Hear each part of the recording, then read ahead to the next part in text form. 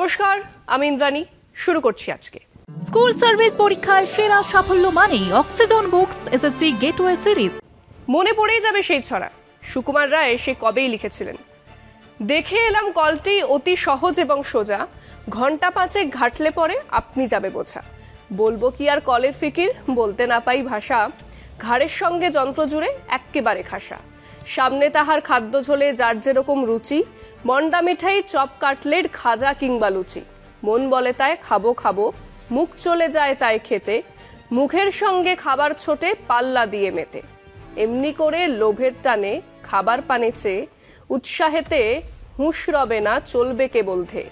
হেসে খেলে ২-১০ যোজন চলবে বিনা ক্লেশে। খাবার গন্ধে পাগল হয়ে জিভের জলে ভেসে। লক্ষ্য যখন স্কুল সার্ভিস, সঙ্গে আছে গেটওয়ে সিরিজ অক্সিজন বুকস। সবাই বলে সমস্বরে ছেলে জোয়ান বুড়ো, অতুল কীর্তি রাখলো ভবে চণ্ডীদাসের খুঁড়ো। এবার সেই অতুল কীর্তি রাখবেন আমাদের বঙ্গ বিজেপি সভাপতি এবং রাজ্যের বিরোধী দলনেতা। এর মধ্যে খান ৩০ বার তেনারা দিল্লি গেছেন, এসেছেন, বৈঠক করেছেন, ফিসফিস গুজগুজ। কিন্তু বঙ্গ বিজেপির সভাপতি যাও বা বছরখানেক পরে পাওয়া গেল বঙ্গ বিজেপি কমিটি আর তৈরি হচ্ছে না। খুঁড়োর কলের মতো এক গাজর ঝোলানো মেশিনে তারা হাঁটছেন তো হাঁটছেন, পথ চলা আর শেষ হয় না, কমিটিও তৈরি হয় না। বহুদিন পরে যাও বা তালাচাবি খুলে দিলীপ ঘোষকে দফতরে বসতে দেওয়া হলো। বসে তিনি অতীতের বিজেপির স্বর্ণযুগ যে তিনি এনেছিলেন, তারই নেতৃত্বে আনা হয়েছিল, সেই কথা মনে করিয়ে দিয়েছেন। শোনা গেল শান্তিকুঞ্জের খোকাবাবু ফোন করেছিলেন ইন্টেলেকচুয়াল সভাপতিকে, তালা খুললেন, এবার সামলান। সব মিলিয়ে এক দুরবস্থা, যার আকার দেখলেই বোঝা যাবে। সেটাই আমাদের বিষয় আজকে। বঙ্গ বিজেপির কমিটি, এক খুঁড়োর কল এবং সোনার বাংলা। রাজ্যে বিধানসভা ভোট আসন্ন, আগামী বছরের মে মাসে ভোট। আনুষ্ঠানিকভাবে শুরু না হলেও সব দলই তাদের নিজস্ব ক্ষমতায় সাংগঠনিক প্রস্তুতি শুরু করে দিয়েছে। স্বভাবতই এই প্রশ্নে সব থেকে এগিয়ে রয়েছে তৃণমূল, আর দিশেহারা অবস্থা কেন্দ্রের শাসক দল বিজেপির। গোষ্ঠীবাজিতে ব্যস্ত বঙ্গ বিজেপি। তার এমন দশা যে দীর্ঘ টালবাহানার পর রাজ্যের সভাপতি নিযুক্ত হয়েছেন শ্রমিক ভট্টাচার্য।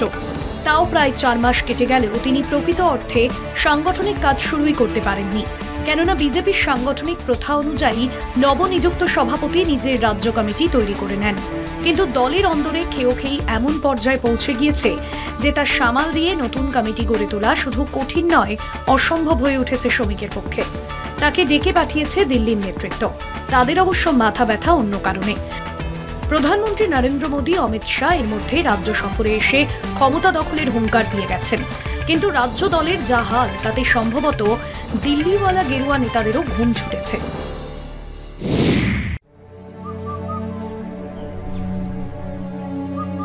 আপনার প্রিয় মাকাই বাড়ি এখন নতুন প্যাকে।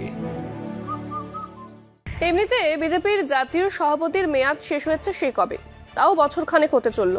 সে জায়গাতে এত বড় দলের কাউকে আজ পর্যন্ত বেছে ওঠা গেল না। কেন?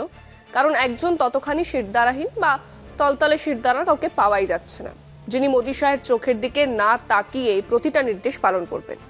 এ রাজ্যে সে সমস্যা ছিল না, কিন্তু সমস্যা ছিল ওই শিবির বনাম ওই শিবির, দিলীপ বনাম শুভেন্দু বনাম সুকান্ত শিবিরের নানান টানা পড়েনে ঠিক করেই যাচ্ছিল না সভাপতির নাম। শেষ পর্যন্ত একজনকে যাও বা পাওয়া গেল। এখন তিনি নিজেই শিবির হয়ে গেছেন। তিনি ওল্ড গার্ডদের ফেরাতে চান। তাদের কেউ কেউ মাঠের বাইরে সাইডলাইনে প্রতিদিন বসেই আছেন। এবারে সেই কমিটিতে নিজের লোকজন না থাকলে চলবে কি করে? কাজেই লাগাতার কাজিয়া চলছে। সব দেখে শুনে মনে হয় বঙ্গ বিজেপির কমিটি ২০২৬-এর মে মাসের আগে ঠিক হবে না। কাজেই দলের এক এক ঘোড়া এক এক দিকেই ছুটছে। ধরুন ইস্যু এসআইআর। এক দলের বক্তব্য, আমরা ভুয়ো ভোটার, মৃত ভোটারদের তালিকা থেকে বাদ দেব। অন্য দলের বক্তব্য, সবকটা ঘুষপেটিয়াকে, অনুপ্রবেশকারীকে দেশ থেকে বিদায় করার জন্যই এসআইআর আনা হয়েছে।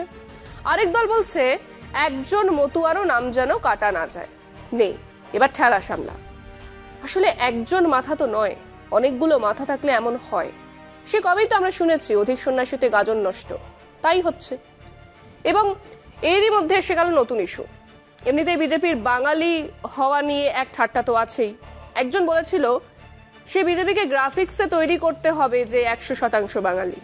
এবার অসমে রবি ঠাকুরের গান গাইলে জেলে পড়ার হুমকি দেওয়া হলো।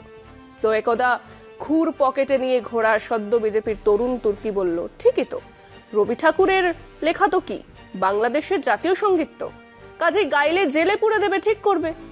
উনি জেল, পুলিশ, হাজত বিলক্ষণ জানেন। রবি ঠাকুর ওনার সিলেবাসে ছিল না। ওদিকে 3.5 খানা শক্তি চাটুর্যে পড়া দলের রাজ্য সভাপতি বুঝেই পাচ্ছেন না কেমন করে সামাল দেব। শক্তি আর রবীন্দ্রনাথে বদহজম হওয়ার দশা। জানানো হয়েছে ওরা বরং বন্দে মাতরম নিয়ে রাস্তায় নামবেন আর সোনার বাংলা নিয়ে আপাতত কেউ মুখ খুলবেন না।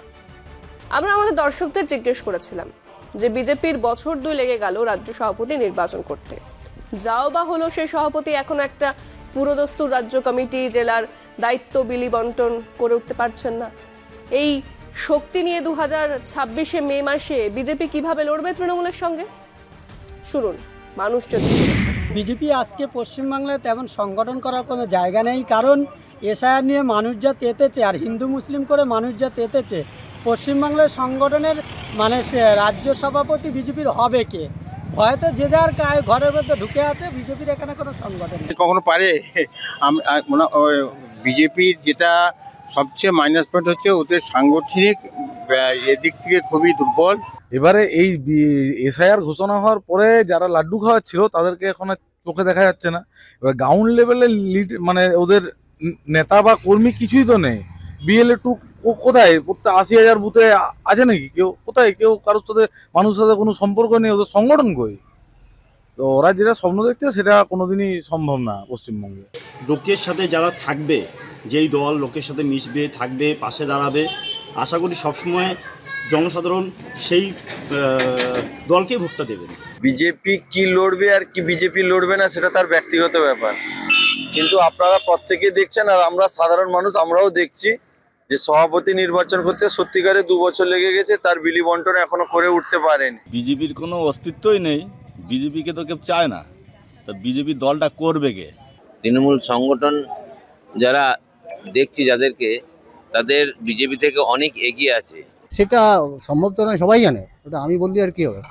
সংগঠন শক্ত না হলে তো লড়তে পারবে না, এটা সবাই জানে। ভোটে কিছুই হবে না, যা হবার তৃণমূল কংগ্রেসই করবে, যা আছে তৃণমূল কংগ্রেস করবে। আমাদের পাশে সবসময় তৃণমূল কংগ্রেস ছিল, মমতা বন্দ্যোপাধ্যায় ছিল, আমরা তাদের সাথেই আছি। রাজ্য সংগঠন ওরা করবে কি করে? একটা বুধেও কোনো সংগঠন নেই, তারপরে তৃণমূল হোক আর যে কোনো দলের সঙ্গে ওদের কোনো সংগঠনে ওরা লড়বে কি করে? তাই মনে হয় না বিজেপি অন্তত সারা ভারতবর্ষে যেখানে কোথায় থাক না, বা পশ্চিমবঙ্গে তারা যে করতে পারবে না, এটুকুনি সাধারণ মানুষ এখন বুঝে গেছে। পশ্চিমবঙ্গের মানুষ জানে, বোঝে রাজনীতি, এবং পশ্চিমবঙ্গের মানুষ শান্তিপূর্ণ মানুষ। তারা জানে যে এরকম একটা সাম্প্রদায়িক দলকে পশ্চিমবঙ্গে আশ্রয় দিলে তাদের কি ক্ষতি হতে চলেছে আর কি। এখন যে সরকার আছে তাদের যা সংগঠন, সেই সংগঠনের সঙ্গে পাল্লা দেওয়ার মতো বিজেপির সংগঠন নেই। বিজেপি গিয়ে সংগঠন তৈরি করতে হবে, তবেই তারা যদি আসতে পারে। কিছুই করতে পারেনি ওরা, তার মধ্যে সাধারণ মানুষের উপর যে আমাদের মাথার উপর যে চাপ দিচ্ছে, তো আমার মনে হচ্ছে না ওরা কিছু লাভ করতে পারবে। এখানে পরীক্ষা দিতে হয়, একটা পিছিয়ে পড়া ছাত্র আর একটা অ্যাডভান্স ছাত্র, দুয়ের মধ্যে যে পার্থক্য, এক কথা সেটা বিজেপি এবং তৃণমূলের ঠিক সেম পার্থক্য। দেখুন, যে দলের সংগঠন থাকে না একদম নিচুর তলা থেকে ওপর তলা পর্যন্ত যাদের কোনো সংগঠন নেই, তারা কি করে ভোট করবে? যে আমাদের ভালো কাজ করবে সেই সরকার, আমাদের মমতা দিদি আছে, পাশে থাকবে। মোদি যে আসছে উনি শুধু আমাদের প্রবলেমই করছে। দেখবেন পুকুরে হচ্ছে কি মাছ একবার এপারে লাভ কাটে, একবার ওপারে লাভ কাটে, তেমনই বিজেপি আর তৃণমূলের এই লাভ কাটাকাটি। তো এদের আর হচ্ছে কি পদের হচ্ছে কি লাভটা কি আছে, আর পদে থেকে কাজ বা কি করবে এরা? আমার তো মনে হয় না বিজেপি কোনো সংগঠন লেভেল এইমাত্র আছে। যদি সেটাই হতো তাহলে পাড়াতে বা বুথে বুথে আমরা যেভাবে মানুষ যেভাবে সাহায্য চায়, সেই সাহায্যের পাশে তো কেউ দাঁড়াচ্ছে না। এরা তৃণমূল একাই এখন সাধারণ মানুষের একমাত্র দল। সাধারণ মানুষের যত বিপদ আপদ থাকে তৃণমূলই শুধুমাত্র। সত্যি ভাবতে অবাক লাগে যে মাত্র বছর আগে পাবলিক পারসেপশনে, অন্তত মানুষের ধারণায় বিজেপি দল তৃণমূলকে হারিয়ে রাজ্য সরকার তৈরি করার অবস্থায় ছিল। হ্যাঁ, অনেক মানুষ এটা মনে করেছিল, কিন্তু আজ সেই দলের অবস্থাটা দেখুন। কেবলমাত্র বামেদের ভোট এখনো তাদের ঝোলাতেই পড়ছে, তাই তারা কোনোভাবে 36-38% ভোটের ধারে কাছে থাকছেন। বামেদের ভোটের সামান্য অংশ যদি আবার বামেদের কাছে ফিরে যায়, তাহলে বিজেপি আবার তাদের সেই পুরনো 12-14% ভোট শতাংশে ফিরে যাবে।